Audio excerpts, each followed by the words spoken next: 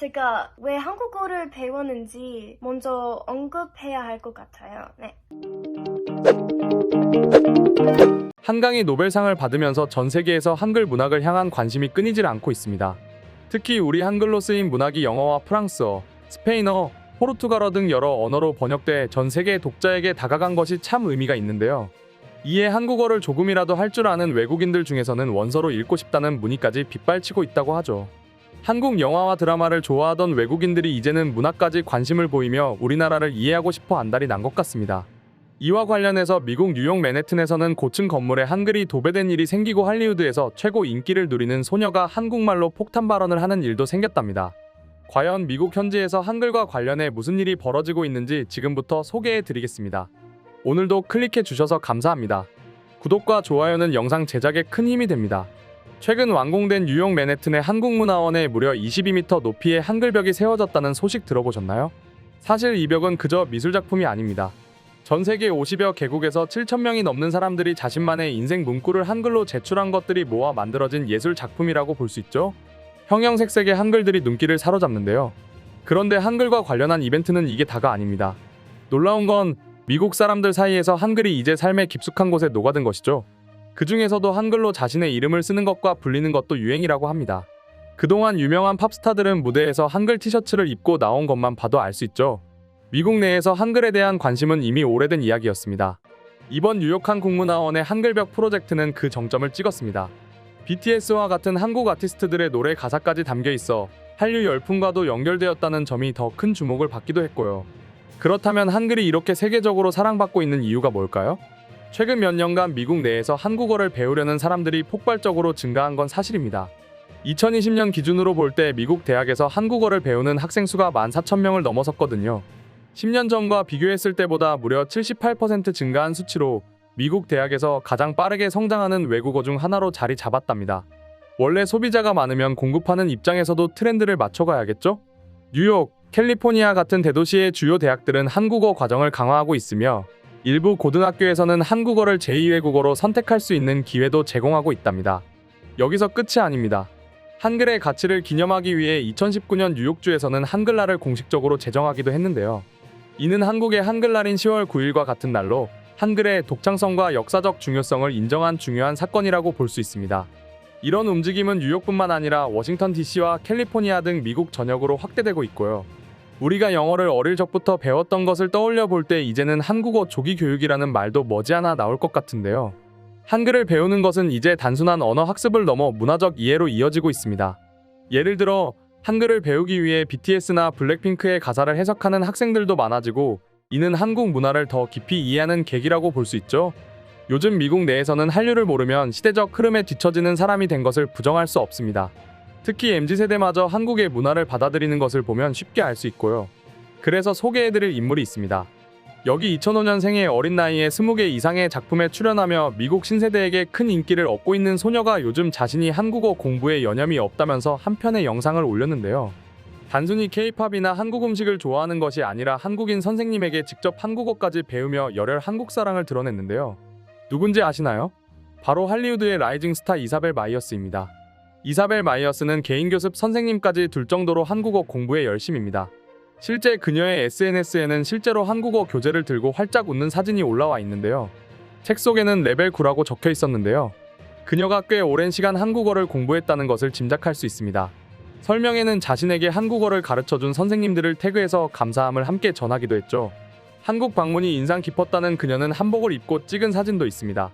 2019년 당시 서울 경복궁에 방문해서 여행했던 사진을 올린 것으로 보입니다.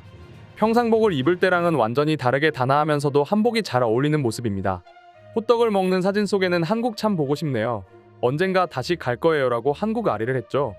레이디 가가는 세계적인 팝스타일 뿐만 아니라 자타가 공인하는 한글 팬으로도 유명합니다.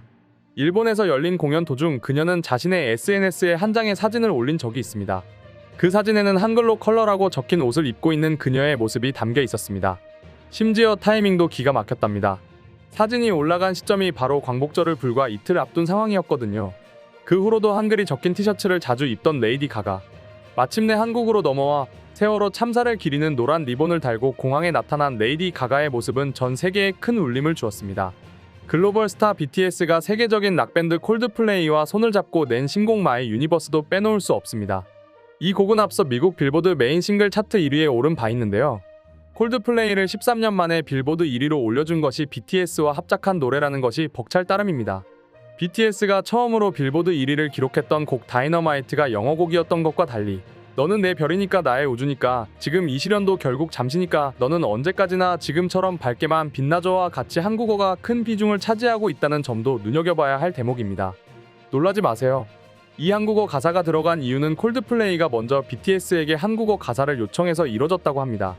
BTS를 통해 매력적인 언어로 자리매김한 한글은 이미 미국 음반 시장에서는 익숙한 언어가 되어가고 있습니다. 미국 그래미 어워드에서 올해의 앨범상 등을 수상한 듀오 밴드 21 파일럿츠만 해도 노래를 처음 시작할 때 늘 안녕하세요 라고 외치거든요. 이들은 한글을 발음할 때 나는 특유의 아름다운 소리와 한국이라는 국가의 매력에 빠져 해당 구호를 쓰기 시작했다는 비화가 참 인상 깊습니다. 사실 한류 콘텐츠로서 한글이 소비되는 건 그럴 수 있다는 생각이 들지만 한글은 더 이상 K-팝이나 드라마 팬들만의 전유물이 아니게 되었습니다. 지금은 전 세계 패션 브랜드들조차 한글의 매력에 빠져 있기 때문이죠. 샤넬을 비롯한 세계적인 패션 하우스들이 한글을 의상에 접목해 컬렉션을 발표하기 시작했고 미니로디니 같은 브랜드에서는 아동복에 한글을 새겨 넣어 선보이기도 했죠. 한글이 이제는 패션의 한 요소로 자리 잡았다는 사실이 참 자랑스럽습니다. 한글은 과학적이고 체계적인 구조 덕분에 그 매력을 한번 알게 되면 빠져나올 수 없다는 게 특징입니다.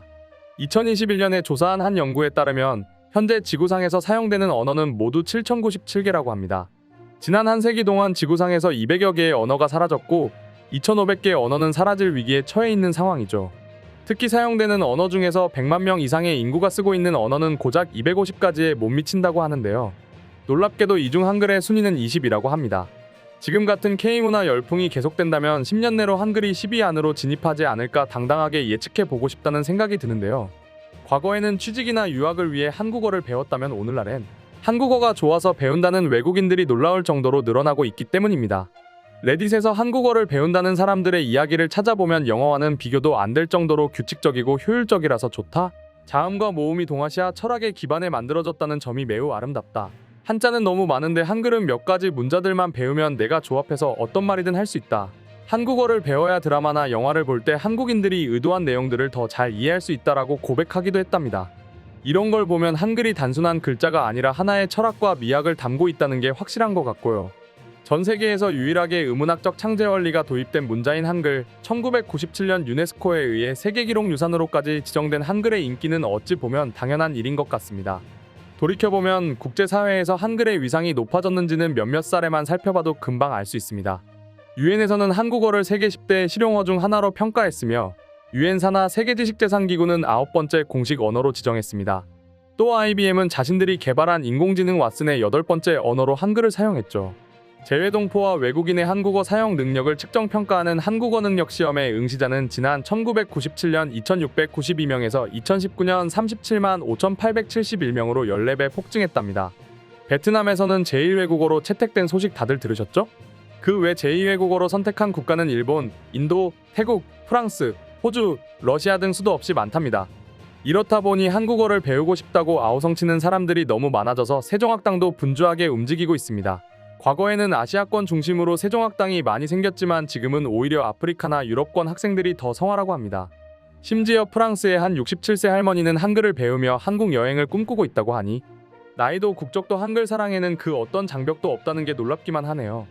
요즘 세계 뉴스면을 보고 있자니 가장 한국적인 것이 가장 세계적인 것이다라는 말의 의미를 절로 알 것 같습니다. 이렇게 문화 강국 절정기에 살고 있다는 것만으로도 가슴이 벅차고 뿌듯한데요. 앞으로는 또 어떤 한류 콘텐츠가 인기를 끌게 될지 너무 궁금합니다. 여러분들은 다음 아이템으로 뭐가 관심을 받게 될까요? 댓글로 적어주시면 영상 제작하는 데 참고하겠습니다. 오늘도 귀한 시간 내서 시청해 주셔서 감사합니다.